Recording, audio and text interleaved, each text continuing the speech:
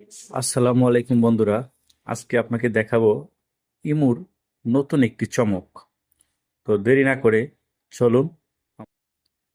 প্রথমে যাদের imo update দেওয়া নাই, প্লে স্টোর থেকে ইমোটা আপডেট দিয়ে নেবেন। আপডেট দেওয়ার পর ইমোতে ট্যাপ করবেন। ইমোতে ট্যাপ করার পর ইমোতে কে ভয়েস পাঠাইছে। তো আমার এটাতে যেমন হেফজু ভয়েস পাঠাইছে, হেফজু ভয়েস পাঠাইছে, কি ভয়েস পাঠাইছে দেখবো। তো এখানে আমার এটাতে ভয়েস পাঠাইছে। এখন আপনার প্রিয়জন এবং কাছের মানুষ যদি কোনো ভয়েস পাঠায়, আপনার আম্মা আব্বা বাট আপনার ফ্রেন্ড সার্কেল শুনলে খারাপ লাগবে মনে করতেছেন। তো এটা আসলে এখানে তো আমি ভয়েসটা ছাড়তে গেলে লাউড হয়ে যাবে। এটা যেন লাউড না হয় কি করতে হবে, এটাই আপনাকে শিখাবো।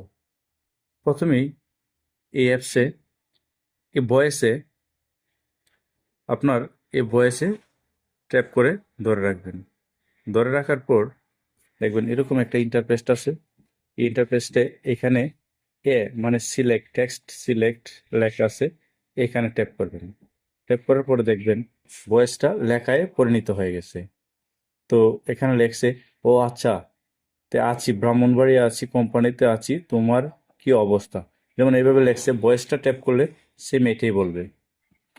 আচ্ছা আচ্ছা, আছি ব্রাউনবাড়ি আছি, কোম্পানিতে আছি।